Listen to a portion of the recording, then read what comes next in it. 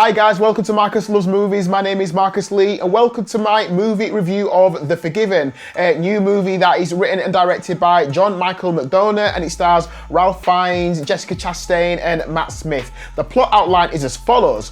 While driving to a party at a grand villa, a wealthy couple on the verge of divorce accidentally hit and kill a young Moroccan man who was selling fossils on the roadside. How are they going to deal with it? We'll have to wait and see. So Ralph Fiennes and Jessica Chastain play this married couple called David and Joe Henninger, who are clearly on the rocks. They are in a bad place. They are not enjoying each other's company.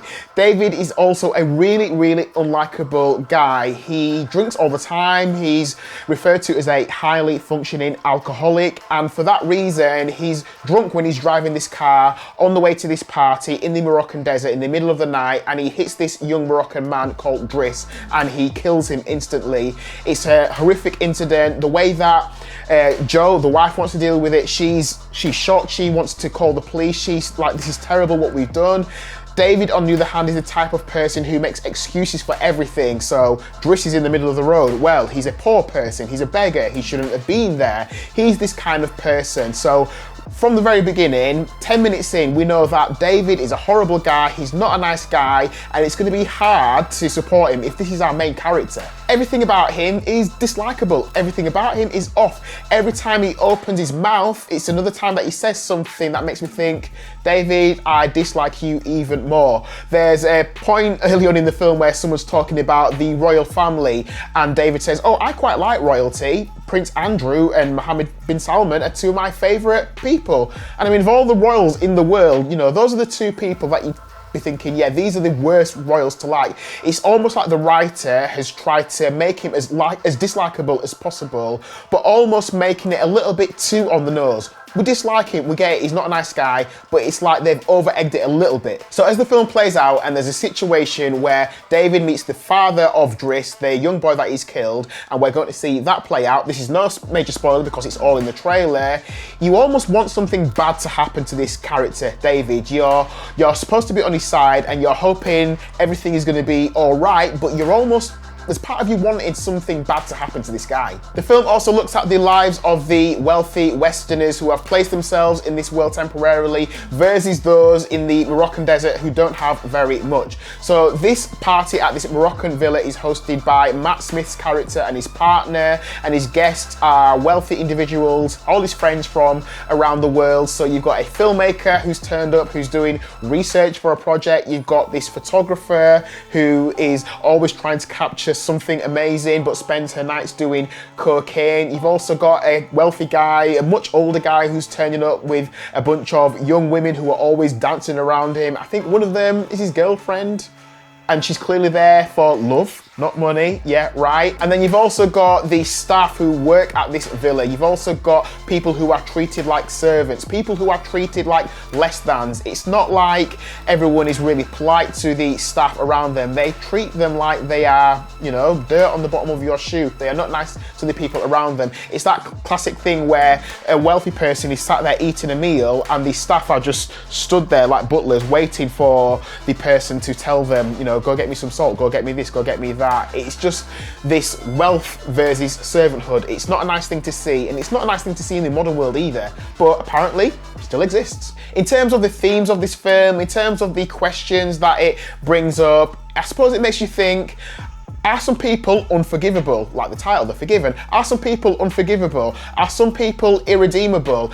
Are some people too far gone in the way that they think? If they are extreme in their views and their opinions, can you pull some people back to have a bit more humanity, a bit more care about others and people around them? Also the question of, what does happiness really look like? Lots of people in the world want to be rich, want to be wealthy so that they don't have to work, so that they can live in a fancy villa and be waited on hand and foot. But is this what happiness really looks like? David and Joe are clearly a wealthy couple. They have made lots of money. Joe doesn't have to work very much, so she's not worked for the past 8 years. There's a reference to the fact that she wrote a book 8 years ago and she's not really done much since. But is she happy with her life? Is this what happiness looks like? And I think it was interesting to see the difference between these two cultures wealthy white Westerners together with Moroccan Muslims who don't have as much, and you bring them together and you see what does that look like when you've got one culture that wants to drink and party and get naked, and you've got another culture that doesn't drink and is about religion and faith and respectability. What happens when you see these two cultures come together? I thought that was quite a nice coming together of these two worlds and seeing what does that look like. Overall, I'd say this was a good film. I think it's hard to get behind the main character David because he's so dislikable. Even his wife Jo, who at the start seems like the voice of reason, as the film plays out, her character starts to do some questionable things and you're thinking, Jo, it's hard for me to like you. I did like the story. I thought it was well directed. I thought it was well acted. I liked the cinematography. I just thought in terms of the characters, even though I thought they all, you know, did a great job in terms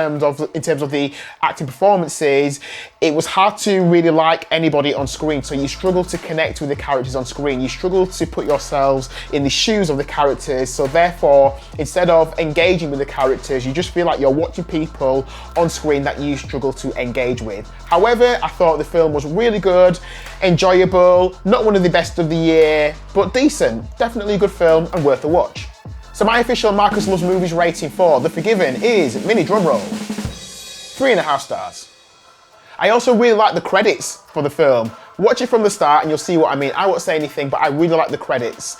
And obviously when you get to the end of the film, you also have some credits as well. I like how they handled the credits. Just a little thing that I geeked out at a little bit. I thought that was quite original. So let me know what you thought about The Forgiven. Please leave me a comment in the comment section underneath this video. Let me know, did you like the film? Did you dislike the film? What are your thoughts about it? Whilst you're here, please give the video a like, and also big favour, if you do like movie reviews like this one, if you like trailer reactions and film discussion, please consider subscribing to my YouTube channel. Do that by hitting the subscribe button and the notification button as well, so you're notified every time I release a brand new video. I would really appreciate your support. Thank you for watching my movie review of The Forgiven. Please stay tuned for the next one and I'll catch up with you again soon. So until then, take care of yourselves and thanks for watching.